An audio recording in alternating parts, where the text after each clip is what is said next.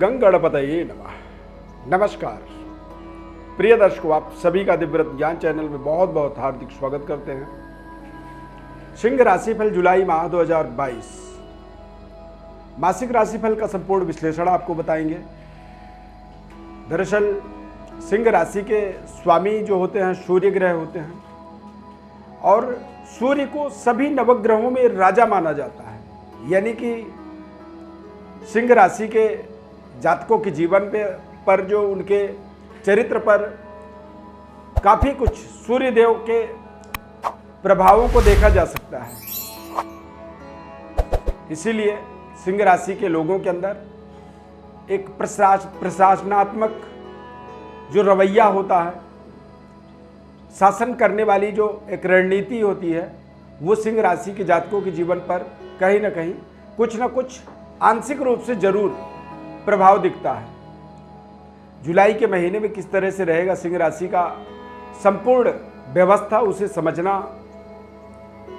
जरूरी है आपको, क्योंकि कई बार आप बड़ी एक्सपेक्टेड होते हैं, बड़ी उम्मीद से लेकर के अपने कामों को करते हैं, सफलता नहीं मिलती है, असफलताओं का सामना करना पड़ता है और कई बार आप सोचते ही नहीं हैं, काम आपके बनते चले जाते हैं, यानी कि आपकी तैयारी नहीं होती है।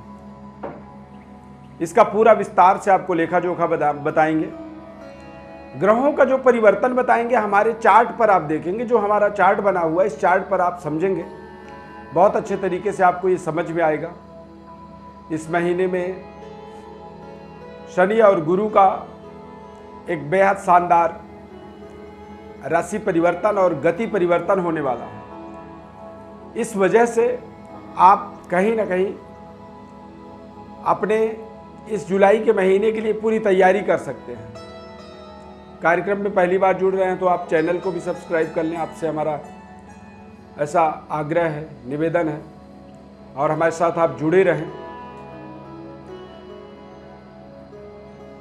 जुलाई के महीने में राहु केतु का जो प्लेसमेंट है, मेष राशि में राहु और तुला राशि में केतु। शनि देव वक्री अवस्था में कुंभ राशि में संचार कर रहे हैं और वो बहुत जल्दी मकर राशि में वापस आ जाएंगे, यानी कि 12 जुलाई को। देवगुरु बृहस्पति भी 29 जुलाई को वक्री होंगे और 119 दिन तक ये वक्रगत अवस्था में ही रहेंगे। तो यहाँ पर सिंह राशि वाले जातकों के जीवन में भाग्य के स्वामी होकर के देवगुरु बृहस्पति का अष्टम भाव में विचरण होना और वहाँ पर वक्री हो जाना, ये थोड़ा सा जरूर आपको कुछ सावधानियां यहाँ पर रखने की आवश्यकता रहेगी। भाग्येश मंगल ग्रह राहु के साथ पूरे महीने भाग्य में ही विचरण करेंगे। मेष राशि में अंगारक दोष बनेगा भाग्य में। शुक्र ग्रह आपके दशम भाव में विचरण करेंगे वृषभ राशि में 13 जुलाई तक, और 13 जुलाई के बाद वो मिथुन राशि में जाएंगे। सूर्य बुध मिथुन राशि में विचरण करेंगे। 16 जुलाई के बाद सूर्य कर्क राशि में संचार करेंगे। चूंकि राशि स्वामी है सूर्य, सिंह राशि के स्वामी होने के कारण से सूर्य का ये राशि परिवर्तन भी आपके लिए बड़ा महत्वपूर्ण होता है। और बुध भी 2 जुलाई और 17 जुलाई को 2 बार राशि परिवर्तन पूरे महीने में करेंगे। वृषभ राशि में आएंगे 2 जुलाई को, फिर इसके बाद वृषभ से मिथुन राशि में जाएंगे 2 जुलाई को, और मिथुन राशि से वो कर्क राशि में चले जाएंगे 17 जुलाई को। तो इस तरह से ग्रहों का परिवर्तन होगा सिंह राशि वाले जातकों के लिए। सेहत स्वास्थ्य की बात करें तो सूर्यदेव 16 जुलाई तक मिथुन राशि में रहेंगे, लाभ स्थान पर रहेंगे, तो आपके परफॉर्मेंस स्वास्थ्य वाइज देखा जाए तो आप बिल्कुल स्वस्थ तंदुरुस्त रहेंगे। सूर्य कर्क राशि में जाएंगे, यानी कि 16 जुलाई के बाद थोड़ा सा कोल्ड, कफ और एलर्जी से संबंधित कुछ दिक्कतों का आपको जरूर सामना करना पड़ सकता है। आपको कुछ सावधानियां रखनी चाहिए, खासकर लिक्विड चीज़ों को जो आप लेते हैं उसमें। विद्यार्थियों की बात करें तो बृहस्पति अष्टम भाव में संचार कर रहे हैं मीन राशि में। पंचमेश जब अष्टम में या कोई भी केंद्र त्रिकोण का स्वामी जब 6, 8, 12 भाव में जाता है, उस समय में कई बार हमारे तय समय सीमा के अनुसार हम अपने कार्यों को पूरा नहीं कर पाते हैं। जितनी अपनी योग्यता होती है उस योग्यता का हम पूरी तरह से अपने लाभ नहीं ले पाते हैं। और ऐसे समय में बार बार किसी इंटरव्यू को दिया जाए तो वहाँ पे असफलता का सामना होता है। सिंह राशि है आपका, संतान प्राप्ति की कामना करते हैं या फिर कोई संतान कंसीव है, गर्भ में कोई संतान है, तो सूर्य देवगुरु बृहस्पति अष्टम भाव में मीन राशि में संचार करेंगे। तो ऐसी परिस्थिति में आपको बहुत सावधानी पूर्वक ही अपने समय को व्यतीत करना होगा। यहाँ पर सिंह राशि वालों के लिए बृहस्पति के वक्री होने का प्रभाव फलस्वरूप आप देखेंगे कि तमाम तरह के निर्णय आपके बड़े तेज रफ्तार से बदल रहे हैं और बदलते हुए निर्णयों से आपको थोड़ी सी सावधानी रखनी होगी। देश विदेश में जाकर के अपने कैरियर को स्थापित करना चाहते हैं, नौकरी करना चाहते हैं, अष्टम भाव में देवगुरु बृहस्पति पंचमेश होकर के जाकर के विराजमान है, ये आपको देश विदेश पहुंचा सकते हैं, लेकिन एक छोटी सी गलती आपको वहां पर भी जाकर के संघर्ष करवा सकता है। तो यहाँ पर तमाम तरह की आपको सावधानियां बृहस्पति ग्रह के माध्यम से रखना होगा। सप्तमेश ग्रह और षष्ठेश शनिदेव आपके राशि चक्र में वक्रगत अवस्था में सप्तम भाव से षष्ठ भाव में आगमन करेंगे, यानी कि सिंह राशि वालों के लिए शनिदेव के वक्री होने का प्रभाव और कुंभ राशि से मकर राशि परिवर्तन होने का प्रभाव आप देखेंगे कि तमाम तरह के आपके जीवन की जो संघर्ष है उसमें आपको सफलता की उम्मीद जो आप कर रहे हैं उसके अनुसार ही आपको फल मिलेगा। कारोबार व्यापार में कुछ बेहतर परफॉर्म करने का आपको अवसर मिलेगा। बेहतर तरीके से आप अपनी व्यापारिक व्यवस्था को सुदृढ़ बनाएंगे। शनिदेव के वक्री होने का प्रभाव है कि थोड़े से पारिवारिक जीवन पर आपको अपने लाइफ पार्टनर के साथ, अपने जीवन साथी के साथ बेहतर तालमेल बनाए रखना होगा, अन्यथा आपको अपने जीवन साथी के साथ में भी थोड़ी सी अति आत्मबल आपके संबंधों को कमी कर सकता है, संबंधों में कुछ दिक्कतों का सामना करवा सकता है, कुछ परेशानियां उत्पन्न कर सकता है।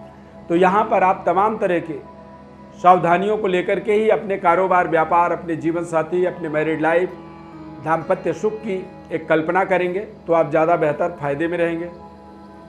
शुक्र ग्रह दसम भाव में स्वग्रही होकर के जब विराजमान रहते हैं तो ऐसे समय में तमाम तरह के हमारे जीवन की लग्जरी सुख सुविधाओं को हम जोड़ पाने में समर्थवान हो जाते हैं।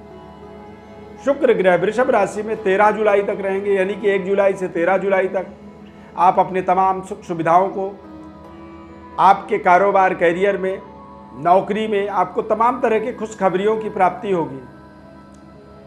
आर्थिक धन लाभ के योग बनेंगे और जब धन लाभ होता है तो कई बार हम अपने जीवन में तमाम तरह के अपने ज़रूरत की चीज़ों की प्राप्ति करते हैं, अपने सपनों को साकार करते हैं। और शुक्र ग्रह दसम भाव पर दिग्बली होकर के, ताकतवर होकर के विराजमान है। ये एक राजयोगकारी परिस्थिति बना हुआ है शुक्र ग्रह का।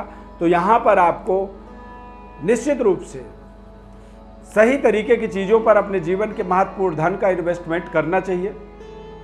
उसका आपको आने वाले समय में पूरा शानदार रिटर्न भी मिलेगा। मंगल और राहु, यानी कि मंगल ग्रह भाग्य के स्वामी हैं, राहु भाग्य में बैठे हैं।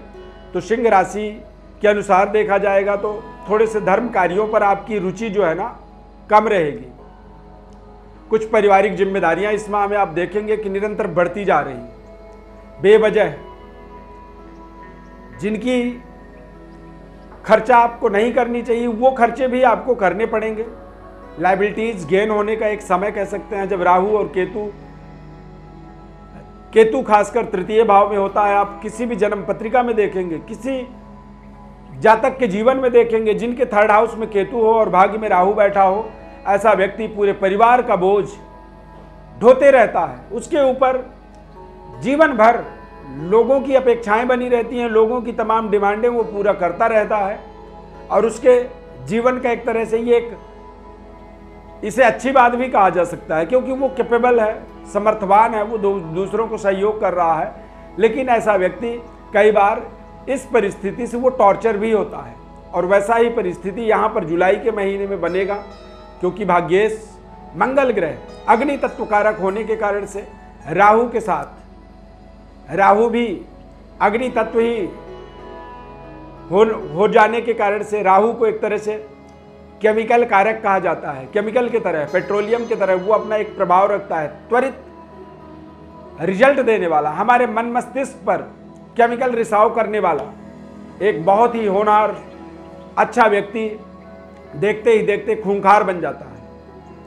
अब खूंखार बनने का केवल एक कारण होता है कि उसके दिमाग में राहु का एक प्रभाव जो है उसके दिमाग को बड़े तेज रफ्तार से बदलता चला जा रहा है, वो किसी की सुनता ही नहीं है। तो मंगल राहु की युति जुलाई महीने में बना रहेगा, अंगारक दोष बनेगा, तो थोड़े से कुछ वाद विवाद से आपको बचाव करना होगा। धर्म कार्यों में आपको रुचि अपनी लेनी पड़ेगी। आध्यात्मिक ज्ञान का विकास इस समय होना जरूरी है, और जितनी ज़्यादा आप अध्यात्म से जुड़ेंगे, जितनी ज़्यादा आप शांत रहेंगे, उतनी ही ज़्यादा आप अपने भाग्य का उदय इस माह के अंदर कल्पना कर सकते हैं। लेकिन यदि आपको मानसिक शांति का भाव रहता है तो ऐसे परिस्थिति में आप समझें कि आप अपने भाग्योदय से वंचित रह सकते हैं। सूर्य बुध बुधादित्य योग बनेगा 2 जुलाई से लेकर के 16 जुलाई तक मिथुन राशि में लाभ स्थान पर रहेगा, और ये बहुत ही गोल्डन समय है, शानदार समय है। इस समय के अंदर देखा जाए तो निश्चित रूप से पारिवारिक शानदार डेवलपमेंट, सामाजिक डेवलपमेंट, राजनीतिक गतिविधि में जुड़े हुए हैं तो वहाँ पर एक बड़ी डेवलपमेंट, कारोबार व्यापार कर रहे हैं तो व्यापार को एक बड़े स्केल पर सर्वश्रेष्ठ स्तर को टच करने का ये समय रहेगा जब लाभ स्थान पर सूर्य और बुध की युति बनेगा। अब यही युति 17 जुलाई से 30 जुलाई तक कर्क राशि में बनेगा, तो दोनों बुधादित्य राजयोगों का आप प्रभाव देखेंगे कि मिथुन राशि की अपेक्षा कर्क राशि आपका कमजोर है, वो बहुत अच्छा आपको फल नहीं दे पा रहा है।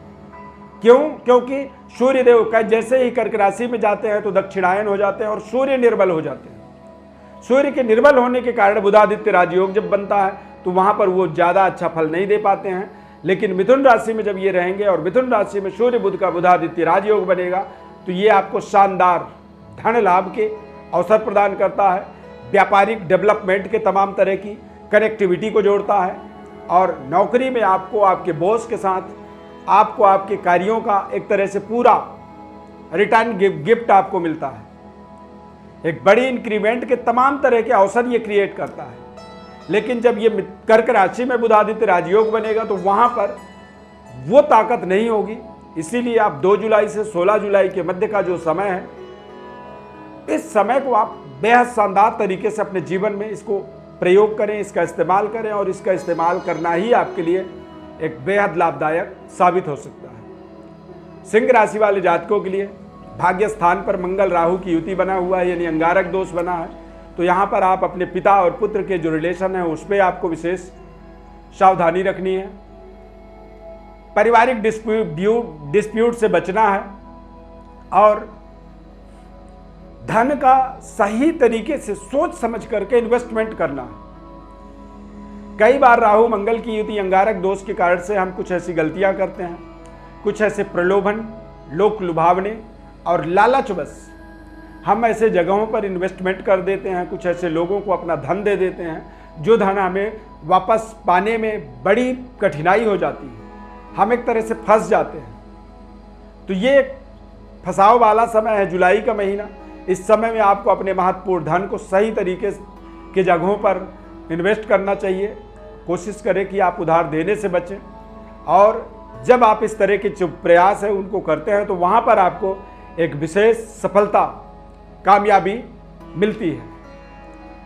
सिंह राशि वाले जातकों के लिए अगले 6 महीनों तक सूर्यदेव कर्क राशि से मकर राशि तक दक्षिणायन रहेंगे, और ये समय थोड़ा सा आपके जीवन में सामान्य तरीके से अपने जीवन को व्यतीत करने का समय होता है, चूँकि सूर्य निर्बल होते हैं।